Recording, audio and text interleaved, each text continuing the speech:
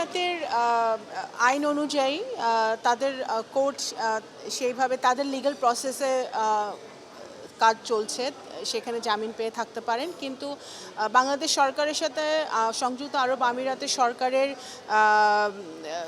যে যোগাযোগ চলছে এবং কাগজপত্র আদান প্রদান হয়েছে। তারা কিছু তথ্য আমাদের কাছ থেকে স্পেসিফিক জানতে চেয়েছে স্বরাষ্ট্র মন্ত্রণালয় এবং পররাষ্ট্র মন্ত্রণালয়ের কাছ থেকে, সেটা আমরা তাদেরকে সরবরাহ করেছি। কাজ চলছে, আমরা আশা করছি খুবই শীঘ্রই এই অভিযুক্ত আসামিকে বেনাজিরকে ঢাকায় বাংলাদেশে ফিরিয়ে এনে তার বিচার কাজ এখানে সম্পন্ন করা যাবে। সেটা তো আমরা তো সংযুক্ত আরব আমিরাতের আইন অনুযায়ী তারা ব্যবস্থা নিচ্ছে, সেটা অবশ্যই আমাদের সরকার তাদের সাথে কথা বলবে, আমাদের হোম মিনিস্ট্রি তাদের সাথে কথা বলে পরবর্তী কী পদক্ষেপ আমরা নিতে পারি সেটা আমরা সিদ্ধান্ত নিব।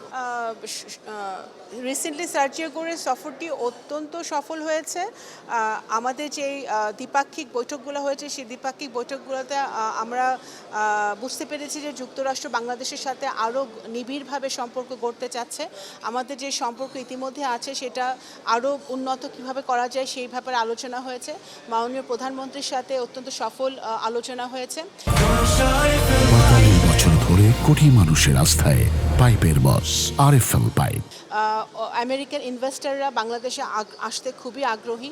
রিসেন্টলি একটা বিজনেস ডেলিগেশন আসবে বাংলাদেশে, এবং এরপরেও আমেরিকান ইনভেস্টররা বিভিন্ন সেক্টরে, টেকনোলজি, এগ্রিকালচার, গার্মেন্টস, বিভিন্ন ডিফেন্স, বিভিন্ন সেক্টরে আমাদের আমেরিকান ইনভেস্টররা আগ্রহী এখানে বিনিয়োগ করার।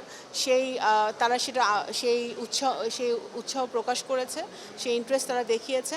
ডিফেন্সে আমাদের সাথে তাদের কোঅপারেশন আছে, এনার্জি সেক্টর আমাদের সাথে তাদের কোঅপারেশন আছে। বিভিন্নভাবে আরও ভালোভাবে তাদের সাথে আমাদের কাজ করার একটা সুযোগ তৈরি হচ্ছে যুক্তরাষ্ট্রের সাথে। ওনারা পুরো একদিনই রোহিঙ্গা ক্যাম্প পরিদর্শন করেছেন এবং যুক্তরাষ্ট্র সরকার থেকে বলা হয়েছে যে তারা সংবেদনশীল রোহিঙ্গা ইস্যুতে। তারা বুঝতে পারছে যে বাংলাদেশ মানবিক কারণে যেভাবে রোহিঙ্গা কমিউনিটিকে সহায়তা করছে বা আশ্রয় দিয়েছে, সেই একইভাবে বাংলাদেশের অর্থনীতির উপর একটা বিশাল চাপ তৈরি করছে।